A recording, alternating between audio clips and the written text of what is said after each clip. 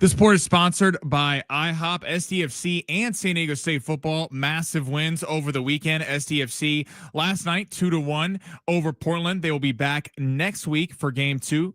That one will be Saturday. You can hear that game right here on San Diego Sports 760 at 6:30. And the Lakers back tonight against the Portland Trailblazers on the road. Austin Reeves almost drops a 51-point triple-double last night in their win over the Sacramento Kings. You hear that game at 7:30 right here on San Diego Sports 760. Introducing the IHOP value menu, where all your breakfast faves are just $6 each every day. Where else can you get a big, filling, sit-down breakfast for only $6? Go to your happy plates with the $6 IHOP value menu, available every day at IHOP, $7 in some locations.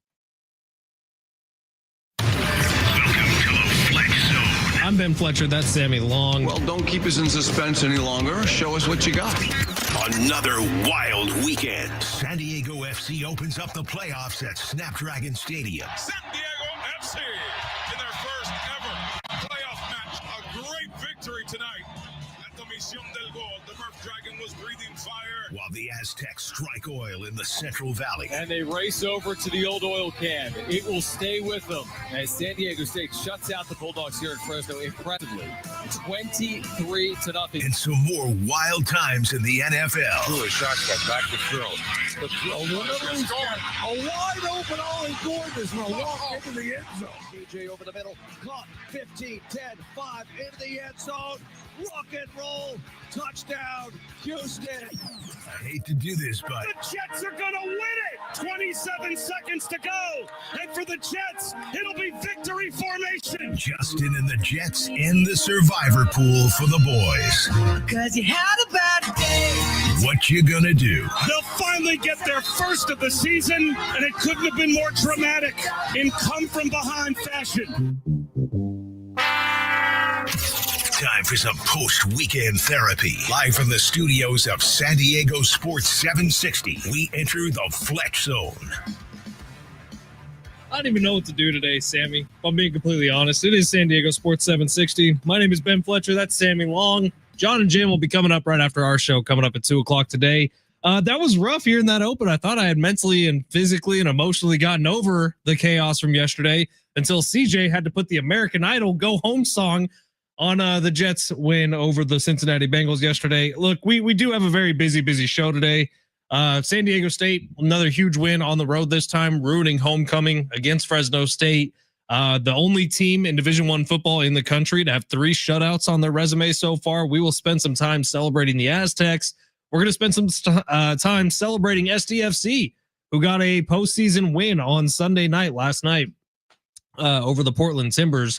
A fun game to watch. I actually turned off football at one point yesterday because I was so pissed off and watched some soccer. And it was a great time watching Andres Dreyer put in a goal. Second half, SDFC kind of playing keep away, holding on to that 2-1 win. And they'll play again this upcoming weekend in Portland to try to move on to the second round of the postseason. But I would like to open up today's show by saying a heartfelt thank you, actually, to the Cardinals, the Ravens, the Seahawks, the Broncos, the Colts, the Patriots, and the Packers, all of whom carried us through the first 7 weeks of this NFL season. Some of those were risky, like those damn Cardinals. Some of them weren't what we thought they were. Ravens, looking at you on that one. Packers made us sweat a lot in a week that they were supposed to be a lock. But all of them have one thing in common. They won when we needed them to.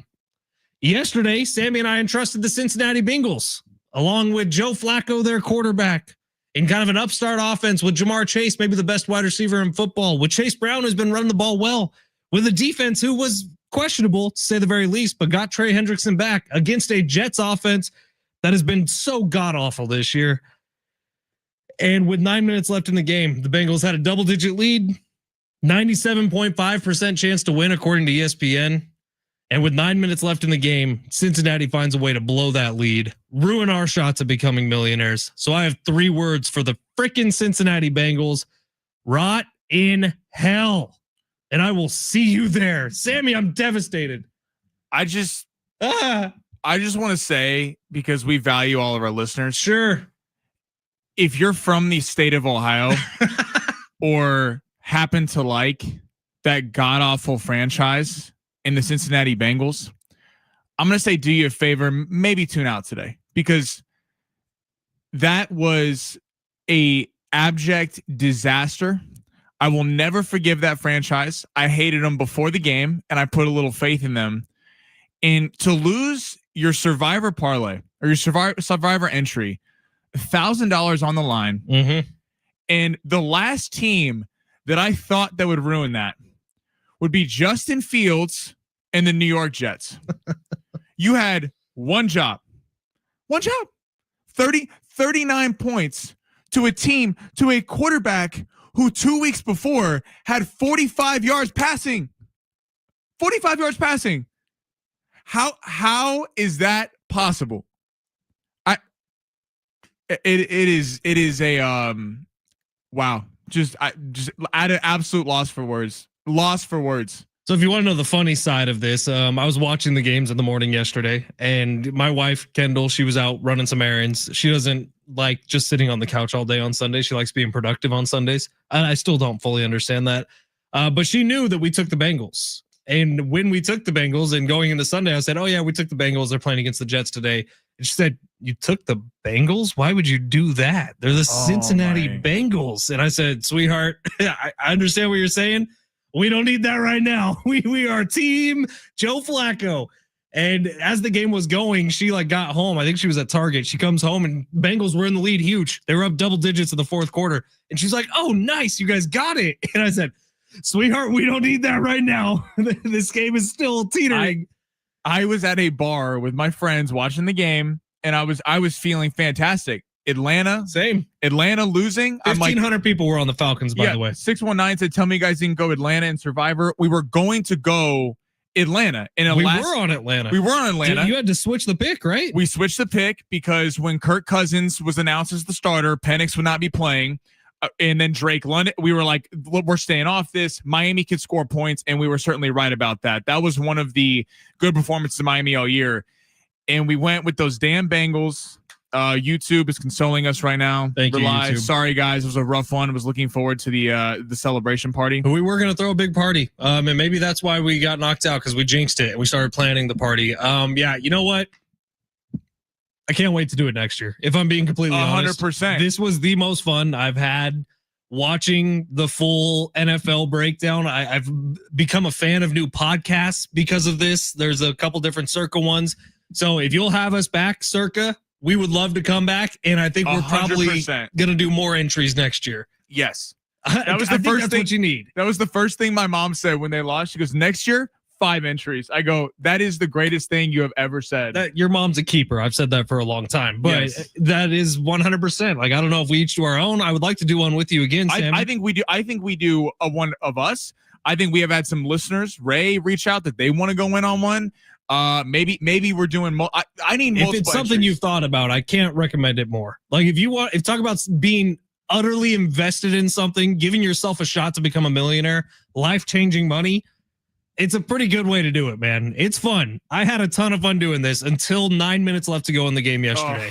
That's when it started changing for me. And now it's just misery and there's a pit in my stomach. I meant what I said. Rotten hell Bengals. I will never, ever. I will never forgive that franchise for what they have done. Ever forgive that franchise. It was the right pick. I don't regret the pick. I really don't. No, it was a pick to try to win it. When you go through the logic, of course we could have taken the Bills yesterday and it would have been an easy week. And yeah, a lot of people did, by the way. But if we wanted to win this whole thing, you have to take risky picks. That's what got us here. Right. And there's only 10% of the field left who have either the Bills or the Broncos available, which you're going to need both of those teams coming up in the next few weeks. So we were in a really good spot, Sammy. We were in a really good spot. Unbelievable. We just need the Bengals to win. All right, let's change the subject. No one's here to hear us bitch and moan and bellyache, but we're going to do plenty of that today, so get ready. We do have some tickets to give away today. How about San Diego State? Homecoming. Hell yeah. Homecoming this weekend against Wyoming. Much happier note. Dude, that game, we're going to get to it in a second. I got a lot to say about those Aztecs, and that was a lot of fun on Saturday. Let's get to the big three, Sammy. We got to get off this crap. Go ahead and smash it. Your lunch break is here. Ready to go back to the office and knock the socks off your friends? Coworkers? It's time for the top stories of the day. The Big Three. By the way, we did get a long shots winner. So that's cool. We did hit a long shot. Something went right. Something went right. Aaron Rodgers had the backdoor cover of a lifetime, but listen at 12:45 because number one, we're going on a streak, and number two, I have a little bone to pick with the app that we have our entry with. Prize Picks, promo code Fletch. Normally we love Prize Picks. Prize entry. Picks a little frustrating over the weekend. No, you just didn't read the rules clearly. 12:45. Tune in. I have a bone to pick. All right, this is lightning round big three. So let's get to the first one. Let's go to college football. I mean, crazy story over the weekend. Brian Kelly fired from LSU after getting blown out by Texas A&M at home in Baton Rouge. So he becomes big-time head coaches alongside James Franklin at Penn State, Billy Napier at Florida, Mike Gundy at Oklahoma State, and Deshaun Foster at UCLA. What job of those five should be the most attractive to a new head coach? I mean, it seems obviously it's either LSU or Florida. I would imagine those are the two schools with the most football pedigree, probably the best options at recruiting. Penn State's up there too. Look, those are all great jobs. It's just going to be the guy who comes in is going to have to be able to do a good job of transitioning into this world. My first thought when Brian Kelly got fired and I saw that news was, you know how Brian Kelly put on a fake accent when he got the LSU job?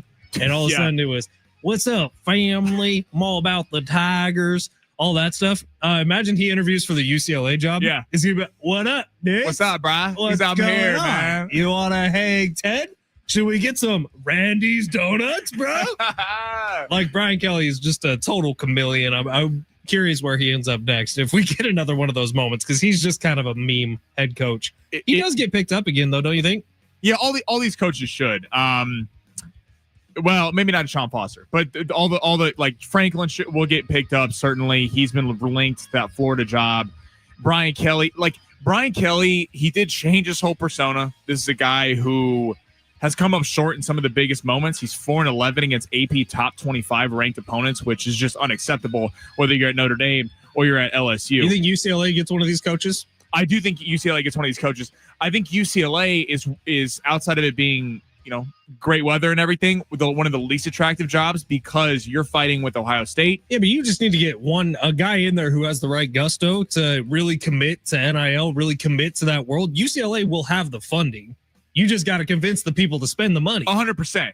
I think the problem, though, is that you're competing with only on the West Coast, not including Ohio State and Michigan and all the schools in the Big Ten, Penn State as well. You're competing with your crosstown rival in USC. You're competing up north with Oregon, with Washington. There's a lot of schools you got to compete with there. It's funny. Oklahoma State is not the most attractive job of all these, but if you look at the Big 12, there's probably the easiest path to get to a playoff. Obviously, Penn State and LSU has the most pedigree and things like that. So that's going to be, you have the easiest ability to get big time recruits, but I expect all these coaches to land on their feet. But college football is changing, man. If you're not producing $54 million buyout, you're done. It's that simple. It is interesting seeing the change. Who's next? All right, let's go to the NFL. Last night, Sunday Night Football, Packers drubbed the Steelers in the second half, destroy them.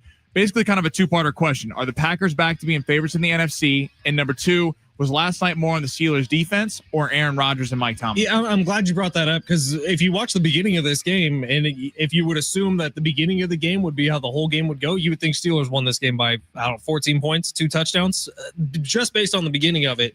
But that game last night was a perfect encapsulation of what this Packers season has been. We've seen games where the Packers come out and are incredible, and Jordan Love looks really great, and he's got the receiving core going. Tucker Kraft is making big plays. Hell, Christian Washington last night had a couple of really nice plays.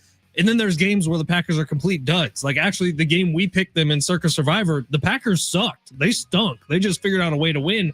Last night, first half was very clunky and misjointed for the Packers. Second half, they come out, look like a completely different team. So they're too wishy-washy for me to put any sort of postseason stock into them or think about them as an NFC front runner, because I just need to see it consistently, and so far they haven't been. The Steelers, on the other side, they're good at forcing turnovers. That's about it on the defensive side. TJ Watt seems to have lost a little bit of the magic that TJ Watt is. Their secondary seems like it's a disaster right now. And I don't know, the Pittsburgh Steelers have crazy turnover numbers, but they've given up so many points this year. It's hard to trust them unless Aaron Rodgers is having a God game, which he's done a couple of times this year. The defense for Pittsburgh, and if you're a Pittsburgh fan, you're going, it's unacceptable, because at least if you're like Dallas, you go, we're not paying any of our defense. Right. Pittsburgh's paying their defense. That's where they spend most of their money. TJ Watt, Alex Highsmith, you got Darius Slade, Cameron Hayward. Like, they have high-priced guys on the defense. And you saw the adjustments made. The first half, they were all over him because the Packers were taking deep shots and trying to go deep down the field. When they came out in the second half, we're doing quick hitters all game, and we're not letting that pass rush get there. The defense looked awful. I mean, Burns, the entire secondary was getting cooked for Pittsburgh. I do put a little on the fact, though, it's more on the defense for the Steelers, but Aaron Rodgers, like, you see what happens when you do not have a mobile quarterback. And when he's not getting the ball out of his hand fast, like on long third downs, 3rd and 11s, he has to let his receivers get downfield. And the fact that he can't evade the pocket a little bit, it's a massive problem for them. And it feels like the Steelers kind of have an old school mindset. It's 4th and 3, they're not going for it. It's 4th and 5 late in the game, they're punting the ball. They just feel like they're playing football a couple decades ago, and they have a lot of talent on their roster, but it's not clicking. On the Packers side of things, they're a very good team. Jordan Love showed a lot last night. I think he kind of proved again why, hey, like, I need to be talked about in terms of a rising quarterback in this league, because for the last month, honestly, he hasn't been all that great. They need a number one receiver. You saw it early in the game when they were taking deep shots all the time. They did not have a one-on-one jump ball go-getter. If I'm the Packers, I have to go get a bona fide number one star, because right now the collection of talent I don't think is enough for them to go far. Let's squeeze one more in, Sammy. Let's go to SDFC, or we can get to this on the other side. They win game 1, 2-1, score the first 2 goals. Were able to hold on there at the end. Chucky Lozano did not play. Should he return next week despite the win? I saw some quotes maybe assuming a little bit that he would be returning, that they need to get him back. Look, SDFC looked really good. They did. And they would have had 3 goals if not for an offsides penalty. So I'm looking at them like, do they need Chucky in this round? The answer is maybe no. And if it's important for team culture and team building, I get what Mikey Varas is doing. They're going to need him at some point this postseason if they want to get to where they want to get to, which I'm assuming is an MLS Cup. So we'll see, but hell of a win. Congratulations to SDFC. Yeah. You heard that game right here on San Diego Sports 760. Adrian was excellent on the call once again, and looking forward to see what happens this weekend. They'll be up in Portland playing against them, a game you'll also hear here on 760. All right, let's get to San Diego State coming up next. San Diego State football goes on the road, beats the snot out of Fresno State, shuts out the Bulldogs for the first time in Bulldog Stadium history. They had never been shut out there. Let's talk about what these Aztecs have done and what conversation they belong in. Coming up next, it's San Diego Sports 760 live on the iHeartRadio app.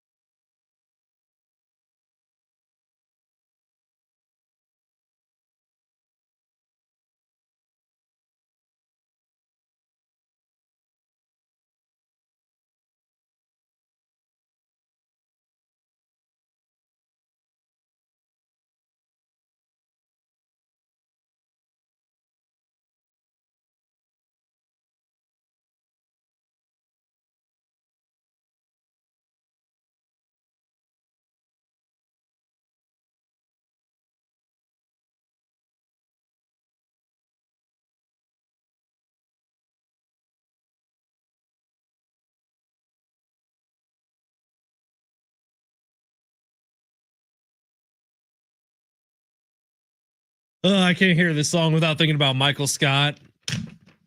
After who breaks up with him? It's Carol, his real estate lady. Carol. And he's like, I just need a taste of the song. Just let it rock for a second. I mean, this will boost your spirits. We do have 13 chances today for you to win $1,000 every single weekday with the bonus bucks giveaway every hour from 6 a.m. through 6 p.m. Listen for the keyword, enter it at sportssd.com. Your next chance to win $1,000 coming up at 1 o'clock. If you're just joining the show, my name is Ben Fletcher. That's Sammy Long. The sad music is because Sammy and I put down some serious cash on this football season. $1,000 between the two of us. A lot of money for a survivor pool that was going to pay us out around $18 million. And we were one of 4,000 left, and we were one of 2,000 yesterday that got eliminated based on the Cincinnati Bengals. So the Bungles. Rough day for us. But you know what? We're here to spread joy. That's what we do, Sammy. We're here to spread joy. It's important. You ever see that movie? Was that movie Inside Out with the emotions? Sure. You know, and you find out at the end that it's cried really in the movie theater because of that movie. Right. It's the happy character's not working.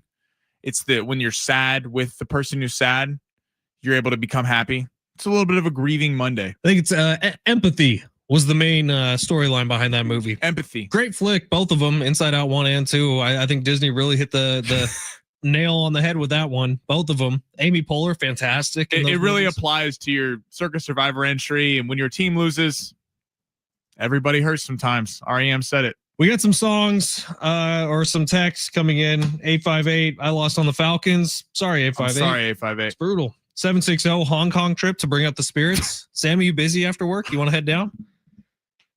20-minute drive.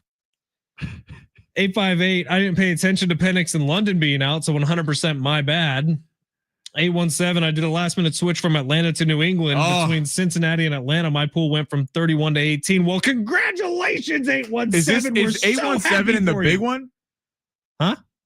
Oh, I thought he was in the Grandissimo. No one got eliminated from the Grandissimo this week. I wish I had that kind of money. Which is crazy. The Grandissimo is $100,000 buy-in. Yeah, and there's like 20 people left in it. That thing's not making it all the way to week 18, I'll tell you that. 858, with all the big openings, is Coach Sean Lewis possibly on the move? Look, he's done a lot. I would imagine there's going to be some people knocking. The hope is that he's staying because they're cooking right now. And 858 number text in, boys, a little advice from a 57-year-old man. It's not fun whatsoever, and it's very boring, but look into investing into solid companies in the stock market. Circa was my investment. Ew, dude. If I was going to buy a house, it was going to be based on the fact that Sammy and I won $18 million. Now I have to go back to saving money. I've been spending like a madman recently. Kendall might leave Ben. She thought he was going to buy him a house. She was already counting that money that we were going to win, but not to be. All right, San Diego State this weekend. They take down Fresno State. It was Fresno's homecoming, which was nice to see. A bunch of Fresno State fans pissed. My parents and all my dad's buddies and my brother and his girlfriend were all at this game sitting in the San Diego State section. And they said it's crazy because it was really loud where they were. And it was really lots of Aztec fans made the trip up to Fresno for this game. But everywhere else in the stadium, there were boos raining down on Fresno State. And I got to imagine as a college football head coach or a college football player, when you go somewhere, oh yeah, and force down the boos. Oh yeah, especially in college. That's gotta, especially in a rivalry game, a battle for the old oil can. That's gotta be the best feeling ever. Well, the Aztecs defense is phenomenal, and they took it on the road, shut them down. Listen, I know they had a different quarterback. 3 shutouts. Three shutouts. I know they had a different quarterback going, but still, again, rivalry game at home. You're not expecting the defense to be that good, and they were fantastic. It's the offense is certainly coming along. It's nice that they're starting to take it on the road a little bit because that was the concern early on in the year was, hey, we know these guys can score at home. Can they do it on the road? We've had a couple instances in a row now where the offense is produced on the road. I know some people are kind of miffed that they're not ranked in the top 25, but again, they're going to be. They just keep winning, doing their job. Boise State's going to be a big game here in a couple weeks. Like the Aztecs are positioning themselves very nicely and could set up a potential Mountain West Conference showdown, whether that's with Boise State, whether that's with UNLV. A lot of good teams there. And also, little undernote, USF losing for San Diego State, very big deal. We want all those non-Power 5 schools teams that because there's always one bid for the college football playoff for the non-Power 5. We want those teams to lose. It was a big deal for the Aztecs at a shot at the college football playoff that USF lost this weekend. Huge. Who's the other one? Georgia Tech. They need Georgia Tech to lose. Georgia Tech's pretty good. And Georgia Tech's fantastic. I think they're a top 10 team right now. So yeah, it's all going to be scoreboard watching from here on out. They are receiving more votes. I think they were up to 17 or 18 votes in the AP poll, 14 in the coaches poll. So they're working their way to that, and they're on the national page now. Look, they're the only team in college football, Division I, that has 3 shutouts on the season, and 3 shutouts on the season is enough to be like, is that even possible in college football? Fresno State, in the history of that stadium, has never been shut out there, and San Diego State went on the road to do it. Impressive work from the defense. Impressive work from Rob Ulrich, the defensive coordinator, the coaching staff. Sean Lewis's hat tan, which got a lot of national attention, went very, very viral over the weekend. Bleacher Report was pumping that one out. I asked him about it after the game. He said it's a vibe. I like it. So Own it. He's proud of it. Look, it shows you're hardworking. You're out in the field all the time. You're out on the field all the time. However, I'm like, Sean, there's caps that aren't netted. Like, you don't have to wear that style of baseball cap. You can wear a cap like I'm wearing that has a full back on it, because I'm also a bald guy. But congratulations to the Aztecs. That was a lot of fun this weekend. And this weekend, upcoming, is home against Wyoming. It's homecoming game for San Diego State. Expected to be one of the best home environments that the Aztecs have ever had at Snapdragon Stadium. Sammy, where could we possibly get a pair of free tickets for our listeners? Maybe like our show, we're giving them out. How about in like 10 minutes? You want to do that? 10 minutes? How about in 10 minutes, we got a pair of tickets for you to go see San Diego State this weekend at Snapdragon Stadium. Just keep listening for that. We'll give those away. We'll talk some World Series, and we'll talk some non-sad NFL coming up next. It's San Diego Sports 760 live on the iHeartRadio app.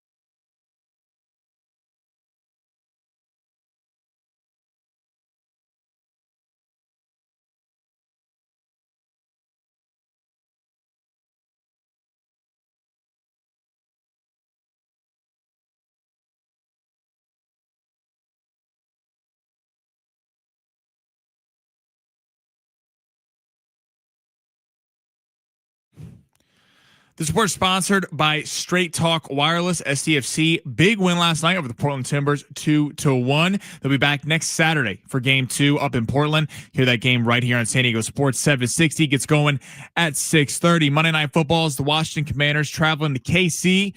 Take on the Chiefs, 5:15. Chiefs are currently 10.5 point favorites with the point total set at 48.5. In the World Series tonight, Game 3. After they split over the weekend, Blue Jays be sending out Max Scherzer, while the Dodgers be going with Tyler Glasnow. That game is going at 5 o'clock. Dodgers currently a -190 favorite. Don't let data limits hold you back from being the GIF, something master in the family group chat. Switch to Straight Talk Wireless and get real unlimited data on Verizon's 5G network. Straight Talk, available at straighttalk.com or Walmart. It's GIF. Sammy, you might be the only 23-year-old on the planet who doesn't know that.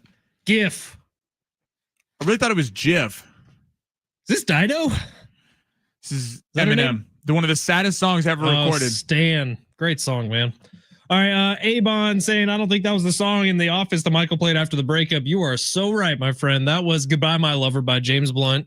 Dwight played the song Sammy was listening to. Everybody Hurts by R.E.M. That one. In his car in, I believe, season 2, when they were doing the fire drill after Ryan started the fire and he was out there because Michael was more obsessed with Ryan than he was with Dwight.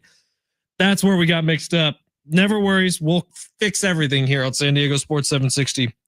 All right. So we do have a pair of Aztecs tickets to give away. We'll do that before we go to commercial break here. So keep listening for that. I did want to take a quick time out and say, between Saturday's UFC fight where Aspinall got his eye poked out, essentially, the dude went literally knuckle deep on his eyeball, and Cam Scadaboo's injury, I'm cool with like crazy, gut wrenching, awful injuries for a little bit. Can we take a break?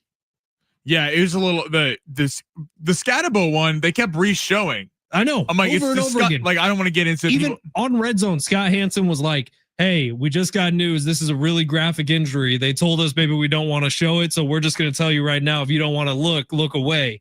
And then boom, they show it 3 times. We don't want to show it, but we're gonna show it. I'm like, guys, I don't need to see his ankle turn. That's disgusting. Yeah, the eye poke thing in the UFC, it's boxing. Obviously, there's gloves, so that doesn't really happen. The UFC.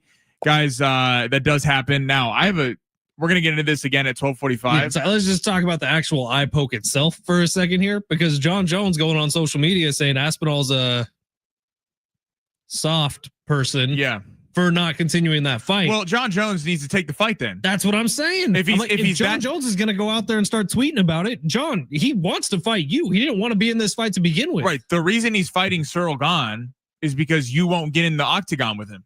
So it's like, yeah, you can talk, and I get it. John Jones, you're the greatest UFC fighter of all time, or one of them. But at some point, like, then beat his ass. Also, like, I don't know how you look at that video and say he should keep fighting. There's no shot, dude. He was literally had a finger up to the knuckle inside of his eyeball. It's disgusting. It was horrible. Yeah, it's disgusting. It was disgusting to watch. We all saw it, but there's no way you can keep fighting after that. You can't see. So I get that. And it was a double eye poke too. It was both eyes right there. Yeah. Well, the interesting thing too is like, so Gane had some moments in that first round in that fight. So let's just say it's being rumored, the White House fight next year, John Jones and him are going to be fighting in Aspinall. I don't think they'll give that one to John Jones. It's like, I don't think they can trust him to show up. Well, that's the thing. It's like, if you're the UFC, you want to book McGregor and John Jones on the card, and both guys either retire or get in problems. I mean, it's tons of stuff. Also, the problem with it is like these stay busy fights. Cyril Gane, it doesn't take any lackluster out of the Aspinall Jones showdown, but a little bit in the sense of Gane sitting there going, listen, who knows what happens, but I had moments in that fight. Yeah, and Gane probably deserves a rematch. Right. So it's a little like, it's like John Jones running his mouth on social media. It's like, dude, come on, man. Like, unless you're going to say with your next tweet, and I want to be the one to put him down, we don't want to see the next tweet. I'm going to fight you and give a day. It's like, dude, just stop talking. The Scadaboo injury honestly broke my heart for the dude. Like, the New York Giants, for the first time in 10 years, 15 years maybe, are like fun to watch again. And a lot of it is because of Cam Scadaboo. A lot of it's because of Jackson Dart. And in one moment, that just gets completely flipped on its head. And another one of these sort of weird injuries that this NFL season has brought us.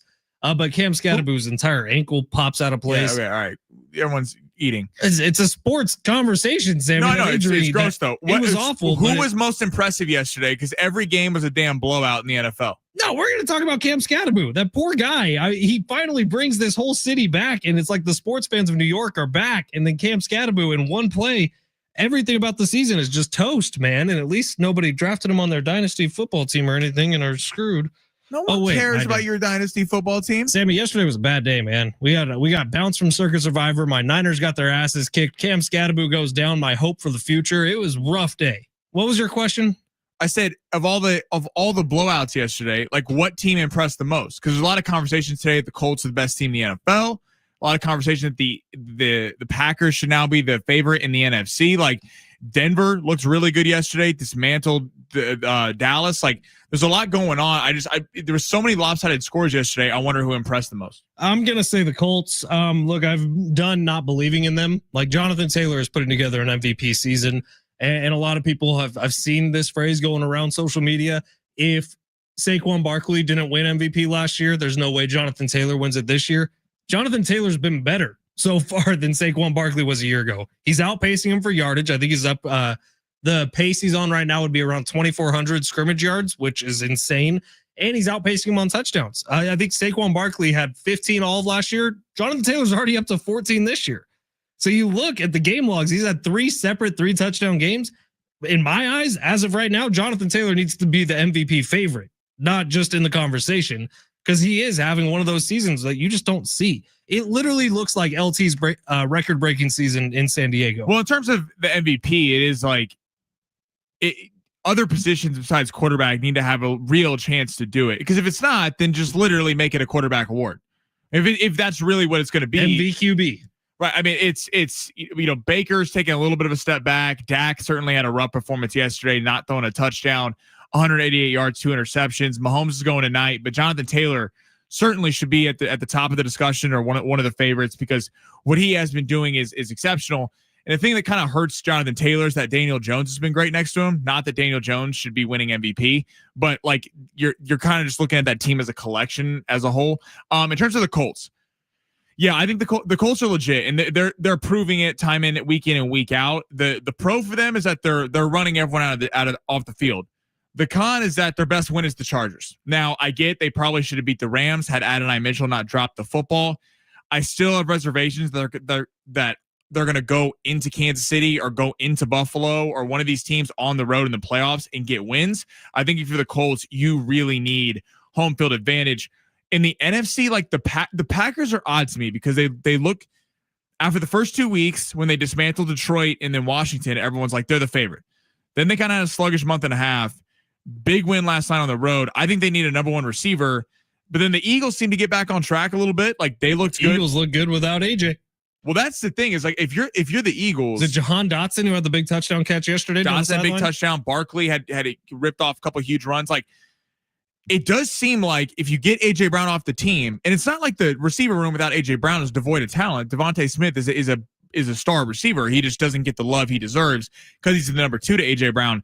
If I'm the Eagles, I'm sitting there going, do we want this headache on our team? Because when he's not there, we happen to play better. And the Eagles are in such a rare situation because they have a GM who's absolutely proven to hit big in the draft. Howie Roseman's one of the best in football. So you look at what he could do with I don't know what you get for AJ Brown at this point. Do you get a first? Probably not, but a second for sure. You get a day 2 pick. Multiple 2s. So you're looking at that and you're like, oh, well, Howie Roseman could probably spin this into some gold. I don't think it's a terrible idea, especially if he's going to be a problem in the locker room the rest of the way. You might as well cut and get that salary off your team, get a couple young draft picks in the building. But the Eagles have answered a lot of questions the last 2 weeks. Right, and it's weird because you never see a team that is still, despite all the problems for the Eagles this year, still is a legit chance to win a Super Bowl. They're miscalling that stupid tush push again. Well, did you see that play? It was in the crazy. First quarter. Unbelievable. It was a fumble. So that's real quick before we get to break. Like that play, the tush push, this play is going to be done in the offseason because when the Chiefs game, you started seeing them false start. Now the Giants ripped the ball out.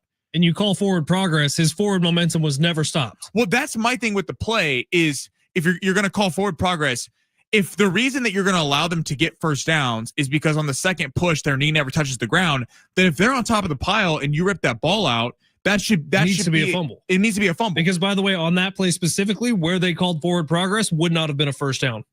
Right. So you're still giving them the first down, even though the fumble occurred as soon as that ball crossed the line of scrimmage, but it was forward progress. So it had to have happened before the ball got to the first down. And refs are already saying it's hard to officiate. They're awful at officiating it. You can't jump forward progress isn't reviewable. Forward progress isn't reviewable. You can't jump the center anymore. You can't slap the ball out from the center when he snaps it. You can't spear a guy. I mean, everything goes for the offense. The only way the Eagles mess the play up is if they false start and they don't even call it. So it's a completely BS play that needs to be taken out of the league. I can't believe 10 teams voted to keep this in. Like the Detroit Lions, who they might see in the NFC playoffs, voted to keep it in because they want to play hard-nosed football. And guess what? You're probably going to get beat by the Eagles because of that BS play. It's crazy, man. I watched that yesterday, and Brian Dable like literally goes full tomato face. He's pissed on the sideline. As he should be. Those refs, like, I don't understand this, man. You're contradicting yourself when you say the forward progress thing, because if it was forward progress, then it's not a first down. But if it's not forward progress, then it needs to be a fumble. Well, and also, why the ball got ripped out? Why, when the refs are standing at the line of scrimmage, you're looking down the line and can see them false start, are they not calling it? I don't get it, man. Hey, look, it's fast, it's easy in slow motion to say, oh well, that guy false started. Maybe it's a little tougher in real time. I'm sure we would have a hard time doing it. But if the play is that impossible to officiate, then it probably shouldn't be allowed to be a play. Exactly. And I will see. I do think it's done after this year. It's caused too much problems, and the NFL is quick to pivot off things that cause problems. All right, coming up next, it is long shots. We had a winner over the weekend. Everyone say thank you, Sammy. Thank you, Sammy. Let's see if we can get a streak going. We got World Series action tonight. We got some NFL tonight. It's his Chiefs. Let's see what we got. Long shots coming up next.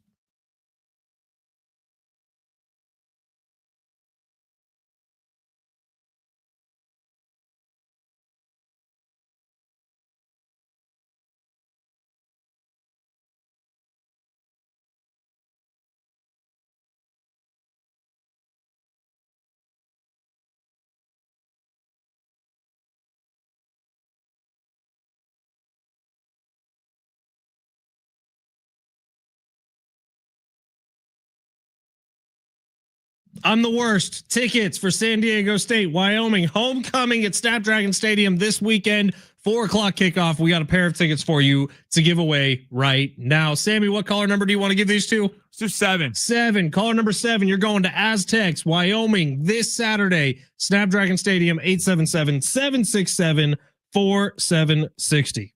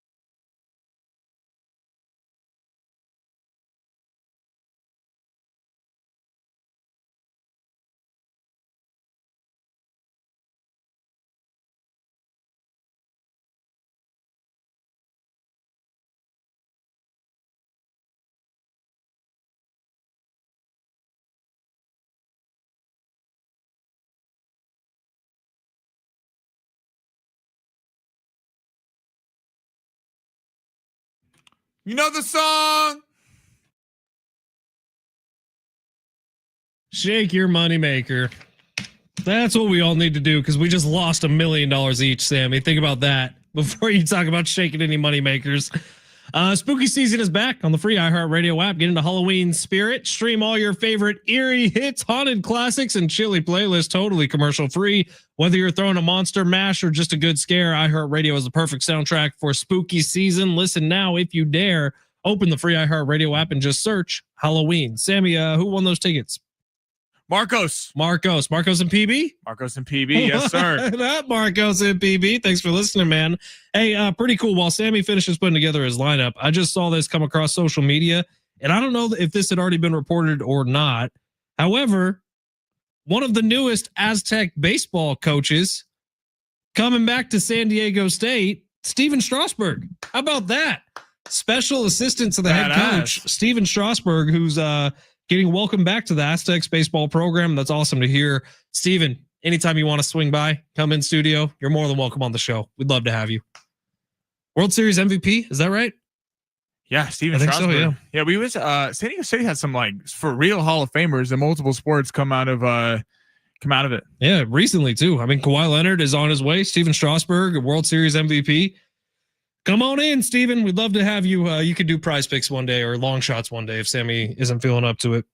So I have a bone to pick with prize picks. Shocker. Ben's gonna get squirmish. By the way, the text line saying Sammy complaining about another team getting benefits from the refs is so rich. It's fine. Because the Kansas City Chiefs scientifically have been proven to get the most benefit from the refs. Whatever it is, it's an Eagles fan or I don't know. I'm assuming. Hey, just make sure you're watching tonight. What you're complaining about is the Tom Aspinall fight being a no contest. Yeah, it's BS. Prize picks. You need to change this. Let me get this straight. So I hit a 4-leg parlay. All right. I go under 7.5 minutes fight time. I'm sorry. Did the fight go past 7.5 minutes? It did not. No, it didn't. It ended. So can I throw this out there? Our payout got screwed. Can I throw this out there for you? What? Because Prize Picks does injury insurance. So that means if, say, you had the more than on that fight, Sammy, you had the more than time minutes and it ended less than, wouldn't you feel like you got screwed out of it because the fight stopped as a no contest? No. Really? I bet the under on the fight. Well, just voided out the pick. Yeah, it's BS. Our payout got screwed. You still won the lineup.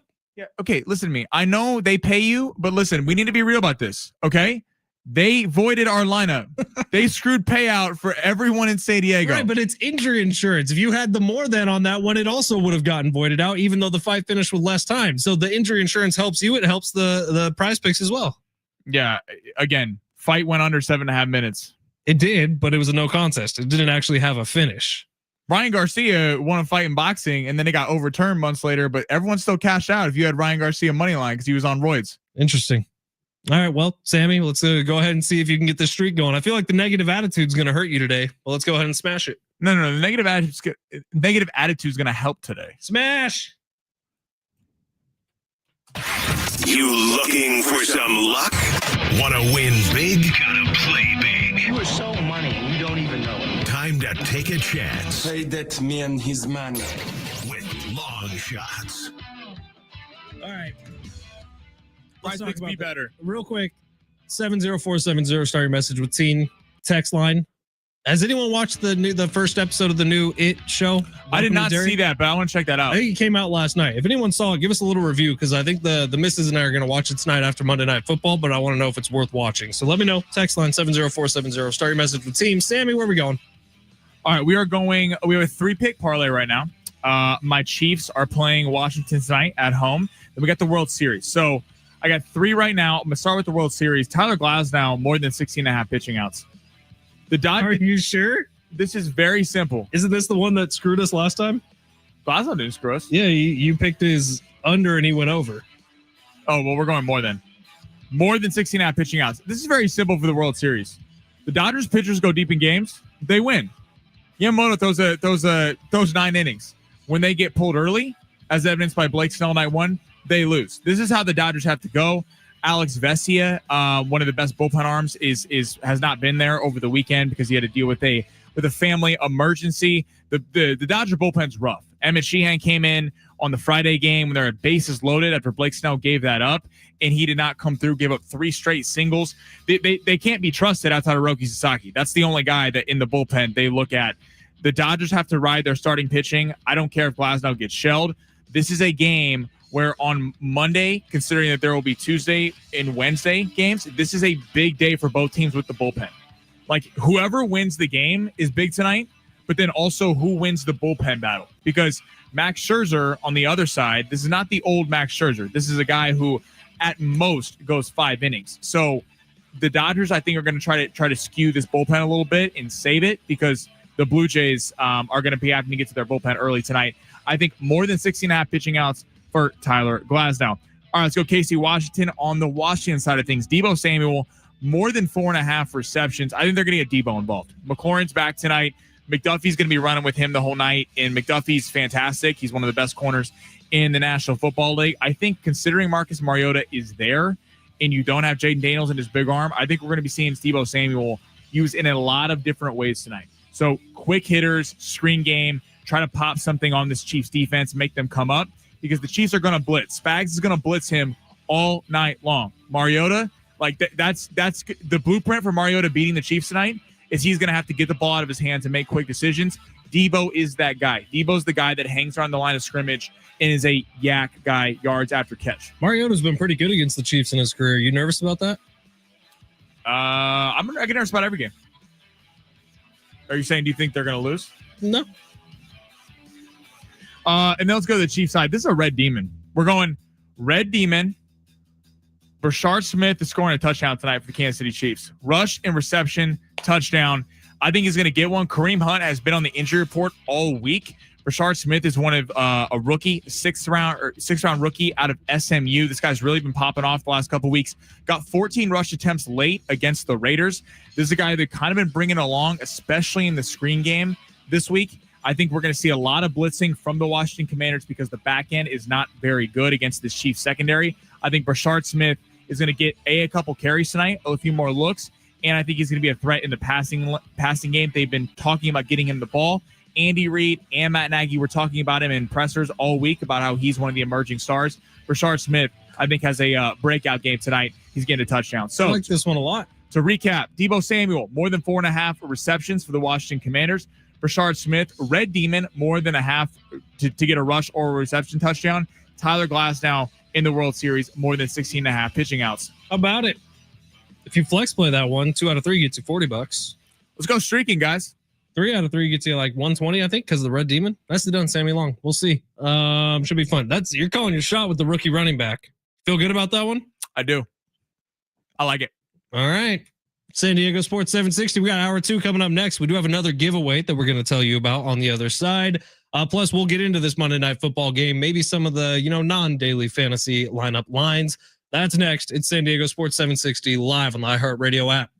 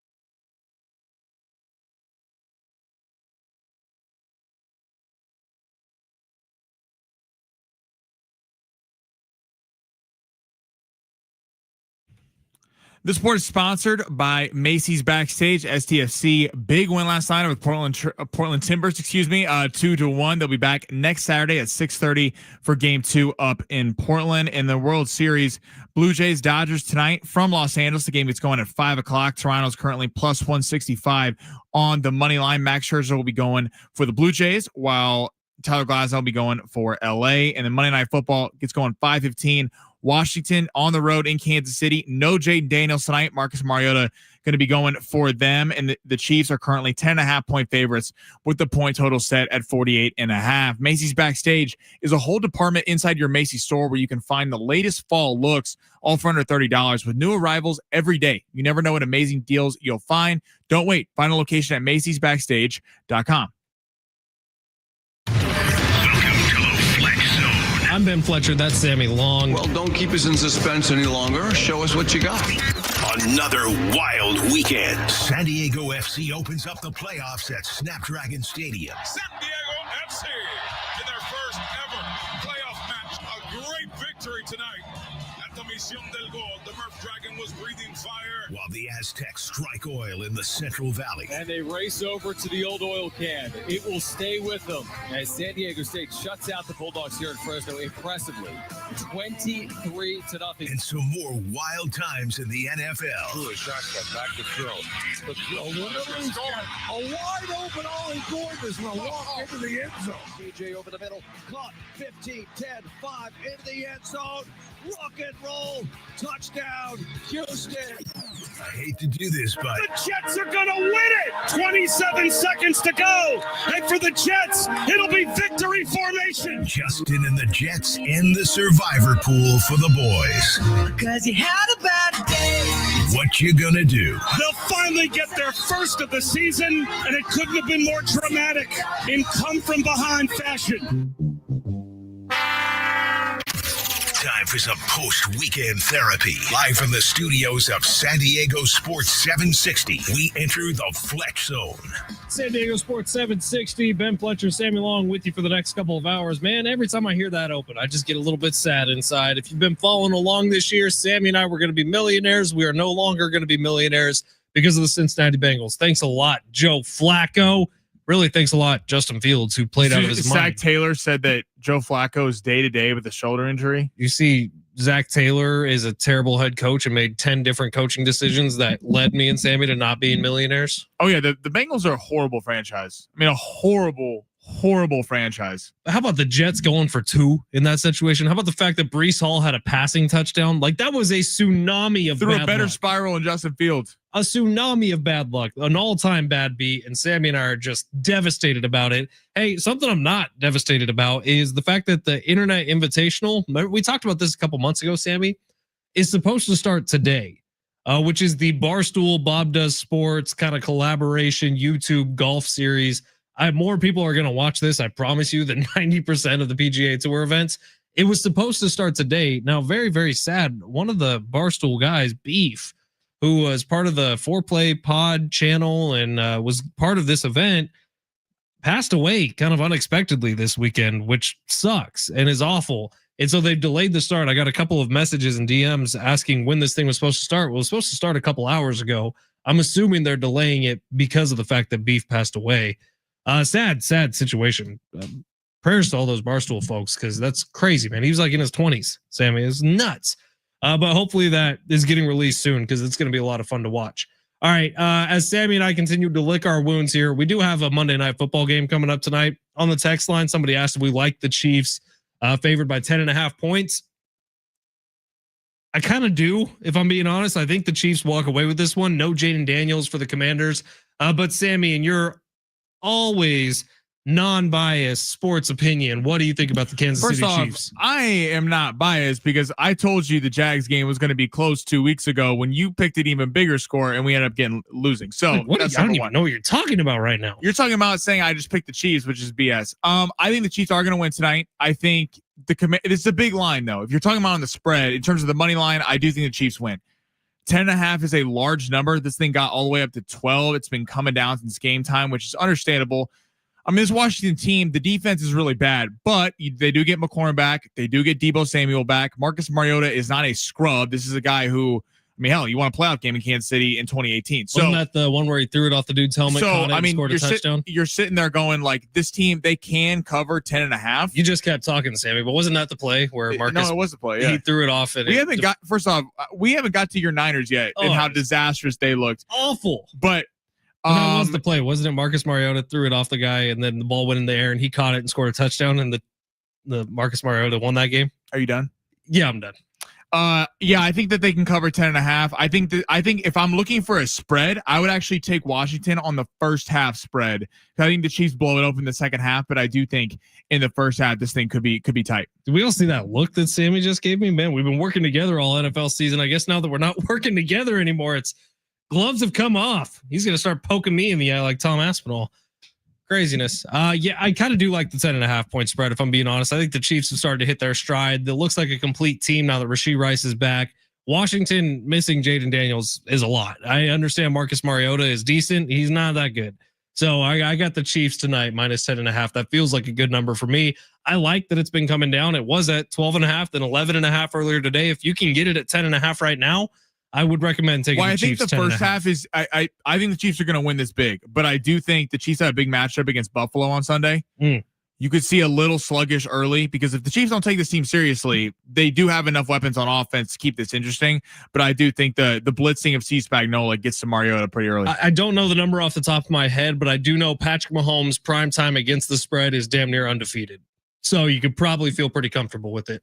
All right, let's get to the big three of hour number 2. Sammy Long takes us through the top stories in the world of sports. Sammy, smash it.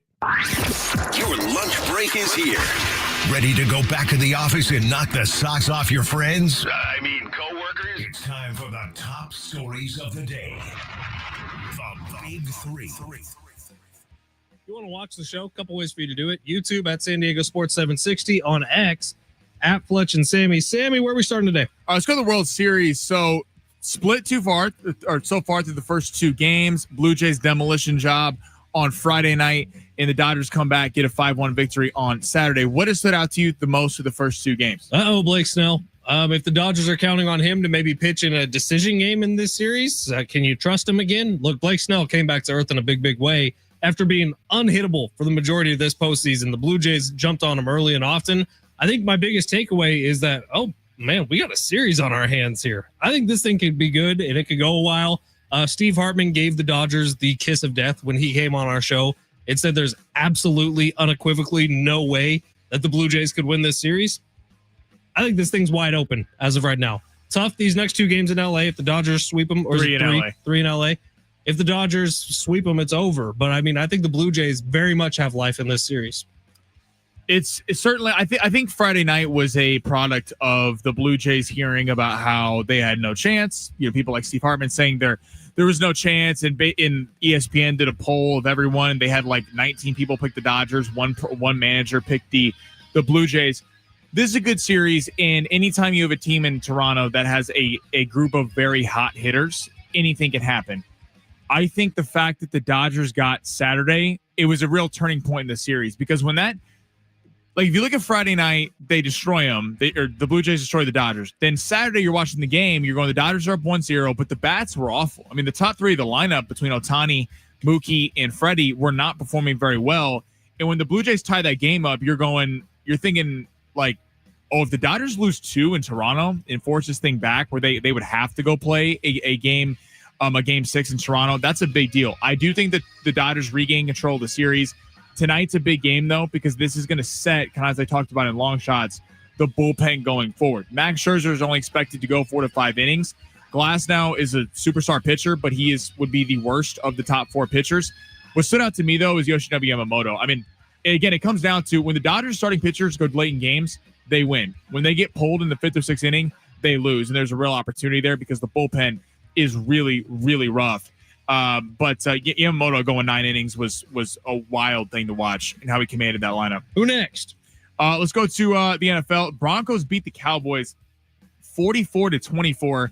Jerry Jones said post-game they would look at a trade for the, quote, merit of the team if it presented itself. Do they need to make a move now, or are they a lost cause? I feel like if you're the Cowboys, you just need to try to hope you score 45 points every single game. I think that's the situation you're in. Look, you made the Micah Parsons move for a reason. That reason was to make sure all your money wasn't tied up in a very few positions on the team. You need to go to the draft and try to get better there. I think making a trade for a defensive piece would be a mistake at this point. Are they 500? 500? They're 3-4-1. 3-4-1. That's what they are. So 3-4-1 right now. Look, try to score as many points per game. Try to win games that way, and you might be able to sneak into the postseason still. But at this point, take the capital you got from the Micah deal. Go to the draft. Try to get better and younger and cheaper.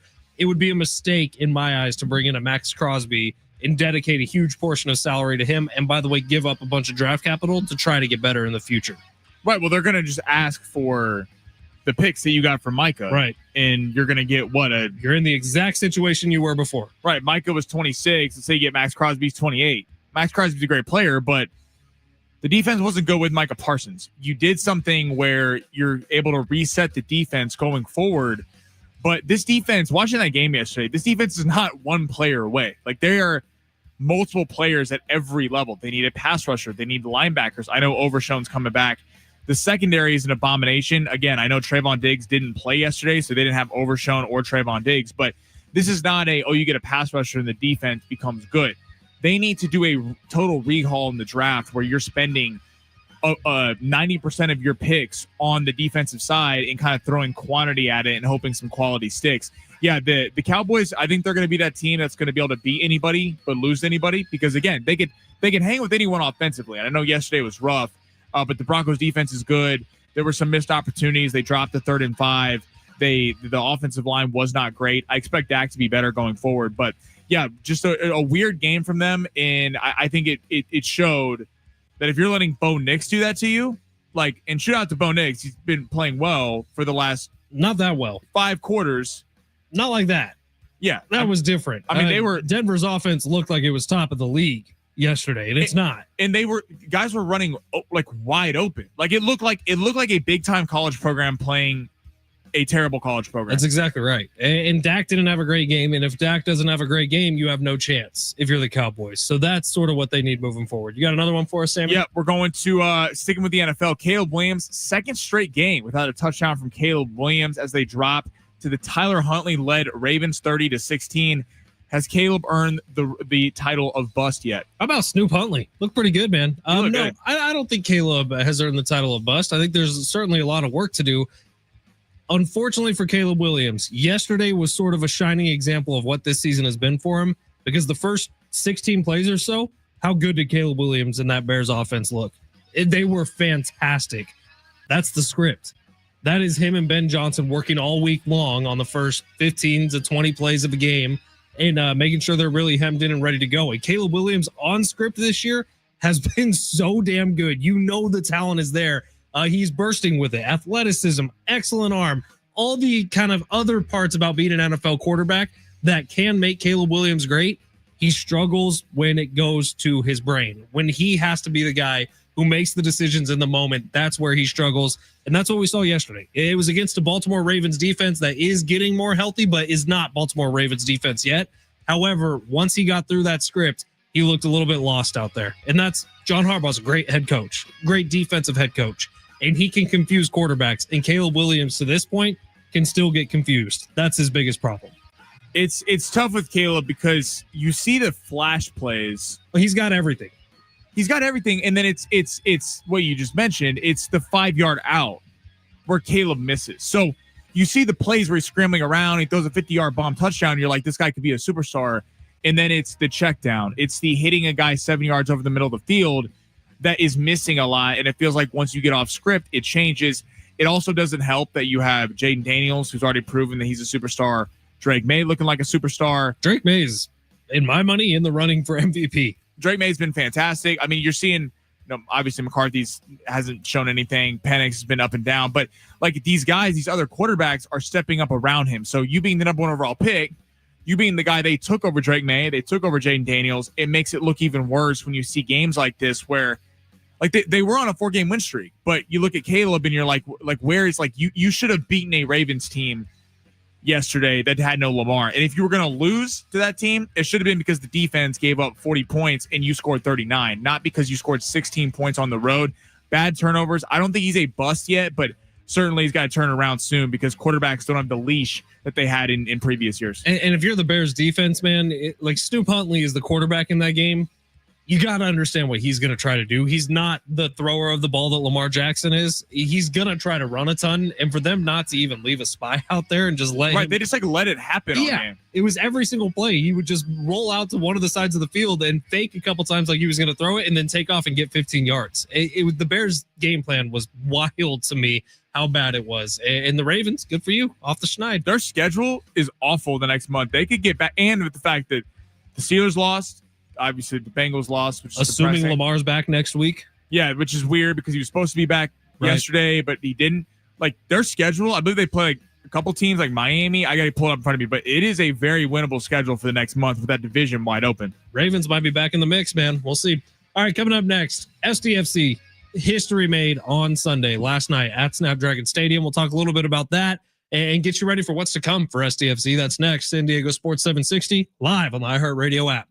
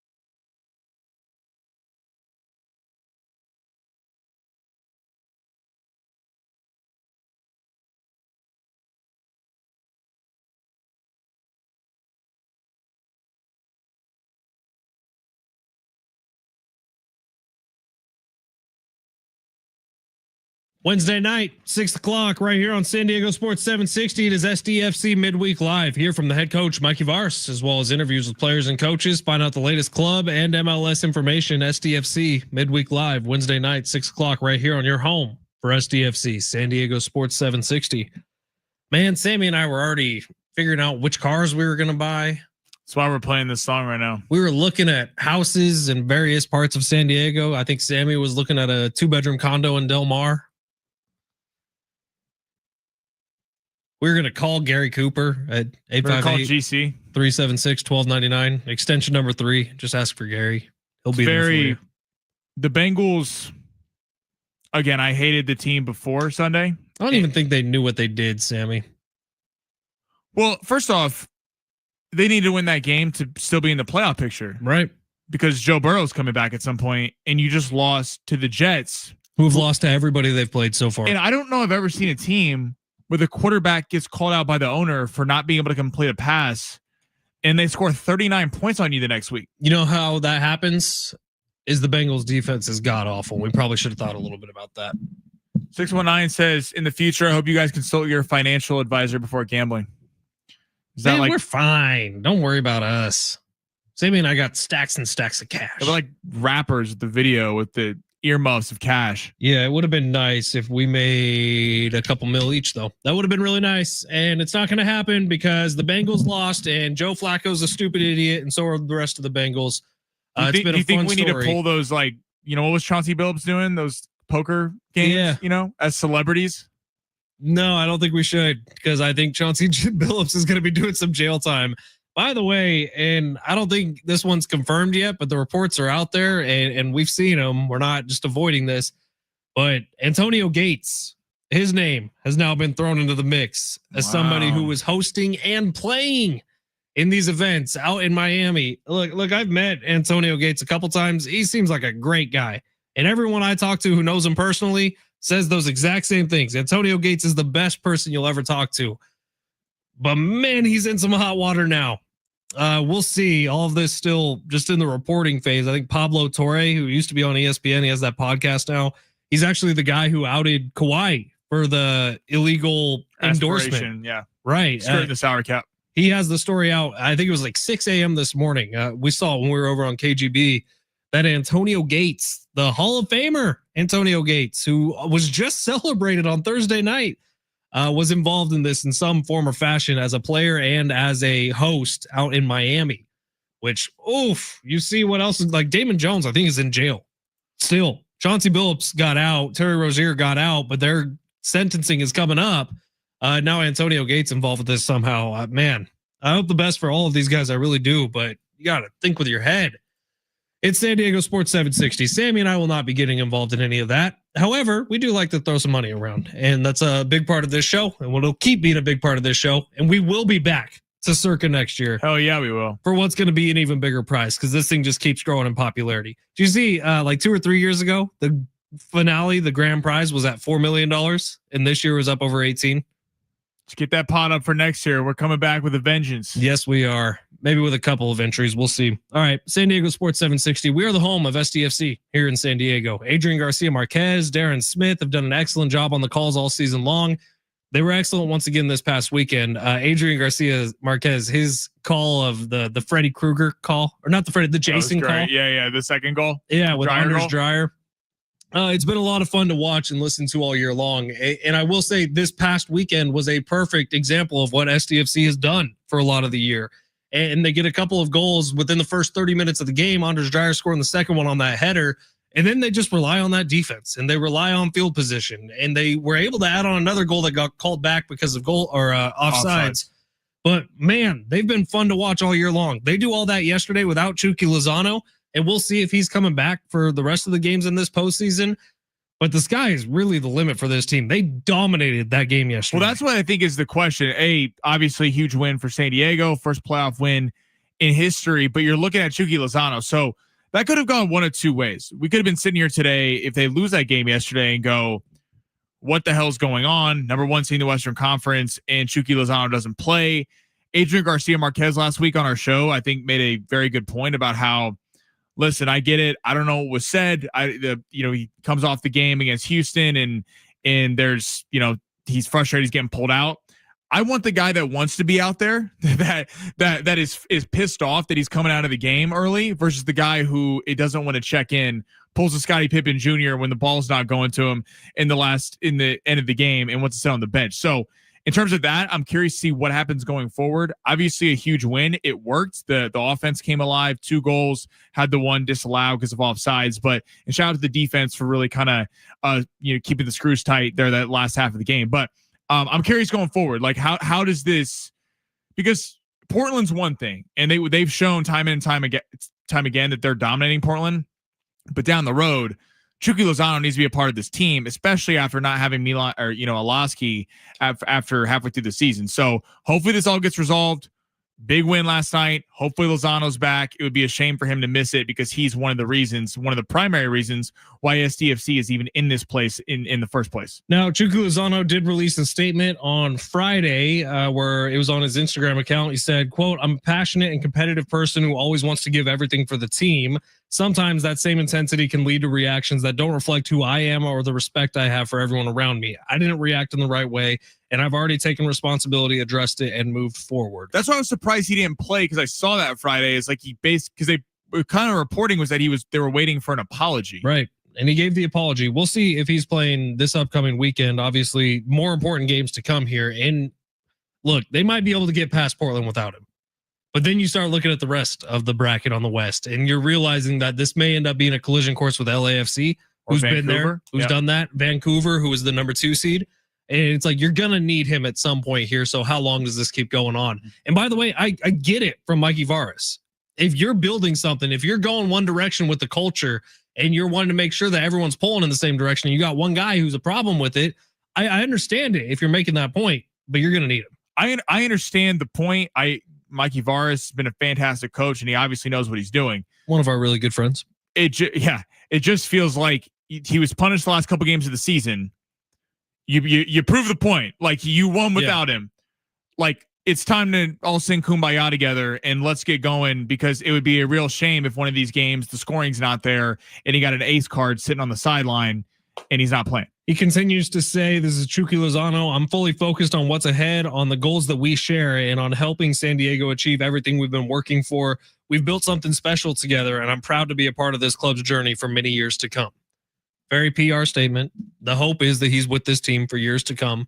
But Chucky Lozano, we'll see if he gets back on the pitch this upcoming weekend. Game 2 against Portland this weekend. Can't wait for it. You'll hear it here on San Diego Sports 760.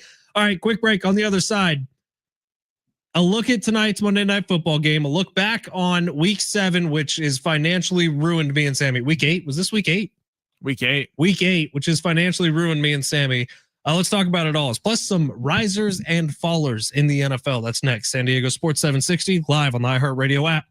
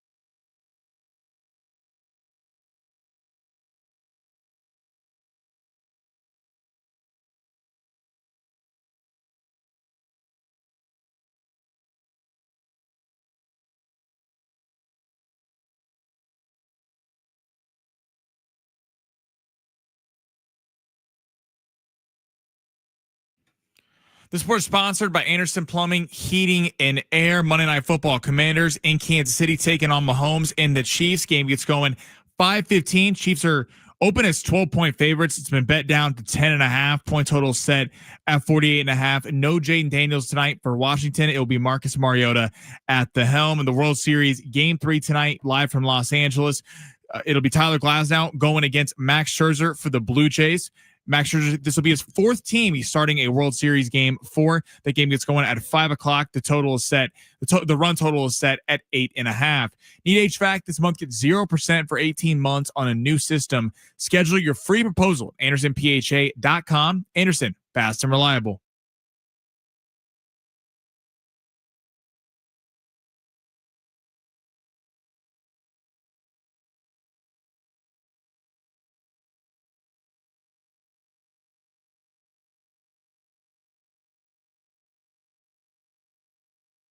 San Diego Sports 760. Did everyone see Terry Bradshaw talking about texting with Andy Reid? Did you see that, Sammy? Was so weird. What in the world was that? Terry Bradshaw said, yeah, I sent Andy Reid a text, and the guy who texted me back, turns out it wasn't Andy Reid. It was some guy selling pigs. Terry. I was like, what's going on here, dude? Are you okay? Did we have like edibles before the show or like what? Like what? The Fox pregame show was a little wild yesterday morning. Little wacky, little wild, a lot of fun. Love Terry Bradshaw. All right, before we get into some risers and fallers in the NFL, we got the Lakers game tonight right here on San Diego Sports 760. The Lakers just released their injury report for today, like the official graphic they put out. I don't think the Lakers have a basketball team for tonight's game. Sammy, you got the latest on that? What's going on here? So Luka's out. Luka got hurt. Surprise yesterday. It was a left. It was a finger injury as well as a hamstring. LeBron's out. Jackson Hayes has been out the last 2 games. He might be back tonight. Gabe Vincent messed himself up playing against the Kings last night. And so JJ Redick, I got to give JJ Redick a little bit of love after night 1. I thought it was a pretty bad offensive game plan. Last night, Reeves, 51 points, 11 rebounds, 9 assists. He was one assist away, but LaRavia missed the dunk. Got a win over the Sacramento Kings last night, which was as 3.5-point dogs on the road. Just the Lakers dropping like flies right now, but so far through the first 3 games, I think they've been pretty solid. Who are they playing tonight? Portland. They're gonna be in LA taking on Portland, who's very young. No head coach. Chauncey Billups is not there. Oof. So we'll see what happens tonight on the back-to-back. All right, you'll hear it here on San Diego Sports 760. An entirely injured Los Angeles Lakers team will be played tonight on San Diego Sports 760. All right, you look around the NFL and you talk about the risers and fallers conversation. The team that continues to rise, and until further notice, I have to believe exactly who they are, is the Indianapolis Colts, who go out with another dominant performance yesterday, just stacking wins on top of each other and blowing everybody out in the process. What people aren't paying attention to, I don't think enough of, is the fact that we're seeing something really, really special here with Jonathan Taylor. The season that he's put together so far, if he stays healthy, if he continues at this pace, will be like a season from a running back we haven't seen in a very, very long time.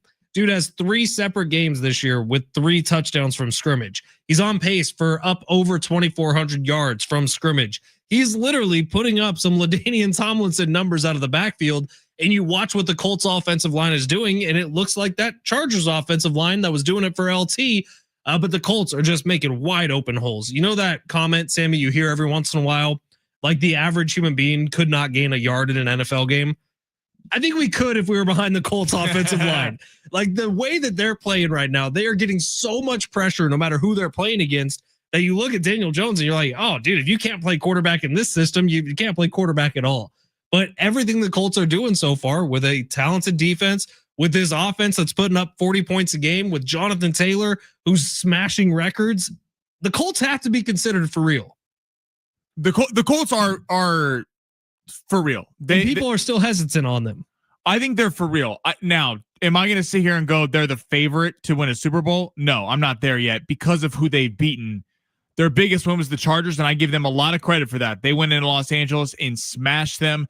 Chargers dealing with a lot of injuries on offense, but still, that was impressive. I mean, they took it to them in all aspects of the game. And again, they could be 7-0. I mean, if they don't drop the ball again against the Rams, Adonai Mitchell, we're sitting here having a different conversation. Until they do it, though, I think there's going to be a lot of that skepticism because we've seen the AFC has some tough road environments. I mean, Kansas City, Buffalo, Pittsburgh, I was high on the last 2 weeks, has not instilled a lot of confidence in Pittsburgh. Denver's been on a bit of a tear. Who knows? It's too early with the Ravens, but if you look at, I'm telling you, go look at the Ravens schedule the next 6 weeks, and you're sitting there going, if Lamar's playing, this could be a team getting back into the playoff conversation, the wild card. I think it's really essential for Indianapolis to get that number 1 overall seed. They have to have home field advantage because at the end of the day, like, it's one thing in the regular season, and I think this is why people are a little bit hesitant. The Ravens are a prime example of this. The Ravens over years past have run teams over, like looked like the most dominant show on turf, more than the Bills, more than the Chiefs, more than a lot of successful teams in the NFL at times during the regular season. But in the playoffs, everyone knows at some point in a playoff game, in a playoffs run, there's going to be a 4th and 5 you have to convert. It's not going to go all right. You're not going to be jumping out to big leads all the time. Is Daniel Jones going to be the guy that's going to hit that throw? Maybe. Up to this point in the season, he has proved that, and Jonathan Taylor's been fantastic. But I think until they literally go win a playoff game, there's going to be that skepticism. So that's why the Colts are my biggest riser. My biggest faller, unfortunately for me, is the San Francisco 49ers. That was a pitiful performance for them, coming off a week where they looked really good in primetime, and you're like, oh, this defense might be able to figure it out without Fred Warner and Nick Bosa. Well, CJ Stroud and the Texans without Nico Collins just absolutely torched you. They could not get the offense for the Texans off the field. Do you see the stat? The Niners had less than 5 minutes time of possession in the first half of that football game, which is the worst any NFL team has done in a half in like 17 years or something. A wild performance by the 49ers, who got their asses kicked up and down the field. Yeah, I'm gonna be fine. Just saying, Super Bowl hopes gone, dashed. Yesterday was an awful day. My biggest riser, I'm gonna go. I got to give Green Bay some love, and I keep saying this on air. I think they need a number 1 receiver, but I was really out on Green Bay going into Sunday. I thought Pittsburgh was gonna win that game big time. I had not liked what I had seen the last month. I do think that this is a team that has the core principles of a team that's going to be tough in the NFC. I would not make them the favorites yet. I think Philly still is. Looks very good. I think Detroit's offense is going to be hell. I know that they beat them on the first week of the season, but that was Micah Parsons. That team was jacked up, ready to go. New offensive coordinator for the Lions. The NFC's tough. I do got to give the Packers some credit though, because I haven't always been the highest on Jordan Love, and he had an excellent game yesterday. Yeah, the faller for me would be the other end of that. Like the Pittsburgh Steelers, I looked at as a team that would be tough for a Chiefs or a Buffalo or a team in the AFC, because it's a tough place to play. The defense is supposed to be fantastic. On paper, if you look at in terms of names, that defense should be phenomenal. What they've been done the last couple weeks on offense has not been impressive. I was kind of debating going biggest riser for the Broncos. I have to see it, and I get it. People are going to call me a hater because it's in the division. Denver's a really good team. I have to see it against an elite defense, because it's one thing to light up the Giants in the fourth quarter. It's one thing to light up Dallas, and I'm giving them credit for that win, because they on defense, they shut down that one of the best offenses in the league. I mean, didn't the Broncos beat the Eagles? Yes. That doesn't do it for you? But again, let's look at that game. For sure. Remember, Eagles up 2 scores, some interesting calls at the end of that game. I'm actually very much on your side on this. I still haven't seen it from the Broncos where we need to see it. Like Bo Nix has played good this season. He has yet to take that step past good. He's just right there. If they beat the Chiefs, if they beat the Chargers beat them in that 1 week. Like, I got to see it against some top tier competition. I'm giving them credit. They're winning a lot of games. Again, kind of like Daniel Jones, is Bo Nix really going to go on the road and win a couple big playoff games? Right. I don't know. I don't believe it yet, but that's just me. For your biggest follower, the Steelers, you think about Mike Tomlin and what this season could have represented for him.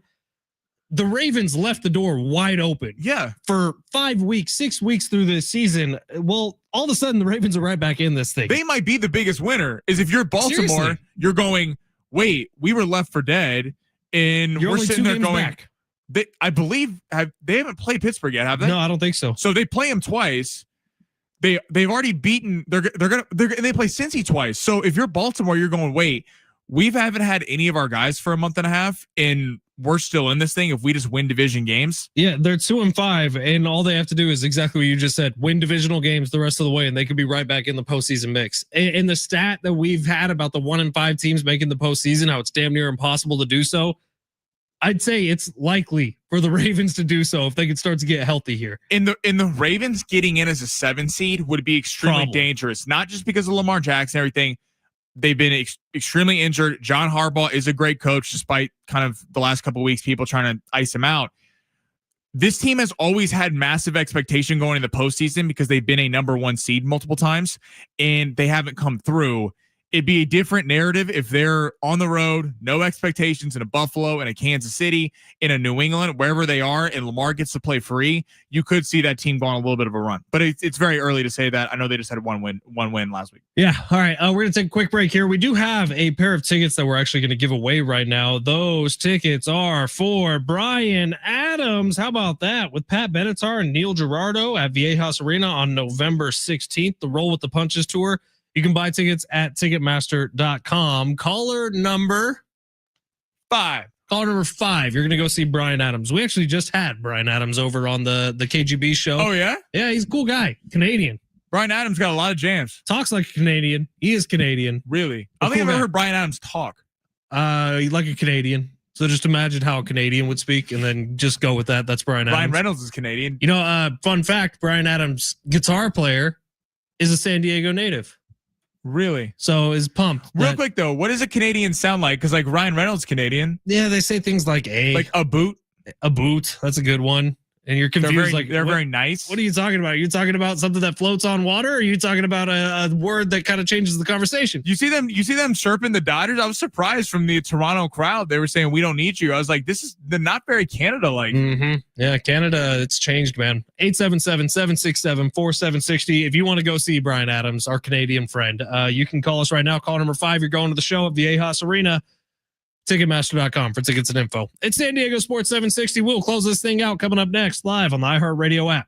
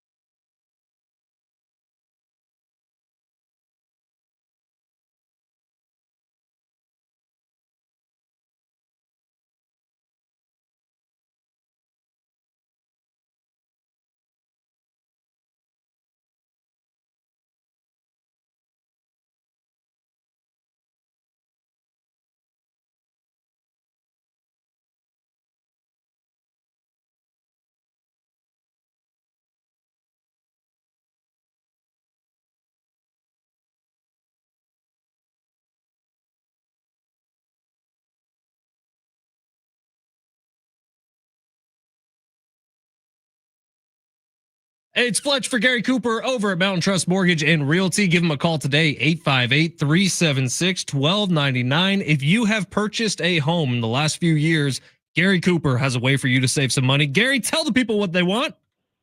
Well, that is true. And if you've refinanced in the last 3 years, if you have an interest rate that's in the mid to high sixes, or in a lot of cases, people have rates in the 7% range, the 10-year bond, the benchmark for long-term interest rates, has dipped below 4%. It's actually sitting at 3.97 right now. What does that mean to you? Interest rates are lowering.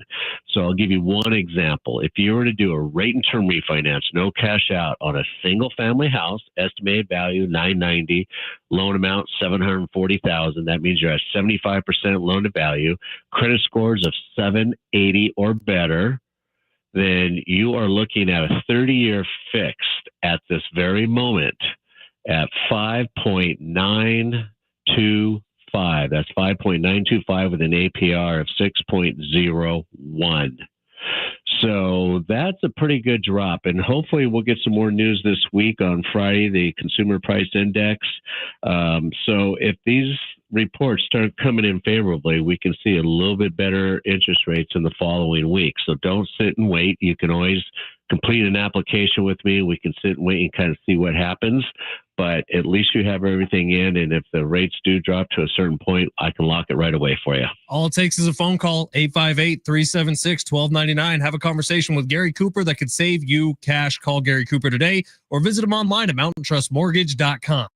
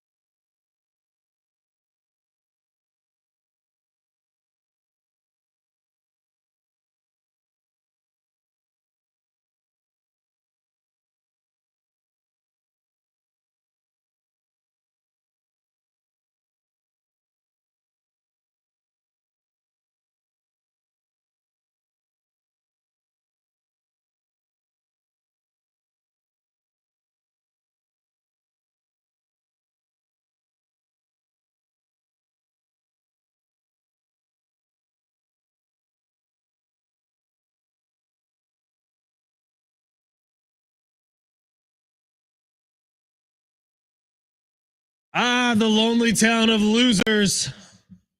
Population, Ben Fletcher and Sammy Long. Stupid Bengals. Stupid Bengals. You know what? We gave ourselves the 24 hours. I'm over it, Sammy. We're good. We're over it. We're moving on. Moving on to next year. Can't wait for next year. Can't wait for another weekend out at Circa. Maybe we invite listeners this time. That'd be a lot of fun. I think we're going in with listeners. I think we're doing a lot of entries next year. All right. Text line blew us up. Honestly, even though Sammy and I literally just watched $1,000 burn up in flames and the prospect of multi-million dollars burn up in flames, I can't recommend playing it enough. It was so fun. No, it was so fun. Like, because fantasy football is fantastic and it gives you something outside of your teams. But like, especially like going in with a buddy. Yeah, like that was cool for Sammy and I to do all season long. No, it was fantastic, and it's fun, kind of like the discussions off air, on air with listeners, people all week, figuring out what we're gonna do. I can't recommend it enough. It is fantastic, and we will be back next year for it, and I can't wait for that. All right, texts that have happened throughout the show today. Let's see, 858. Do you guys like the Chiefs 10.5 point favorites, or do you think it'll be a close game?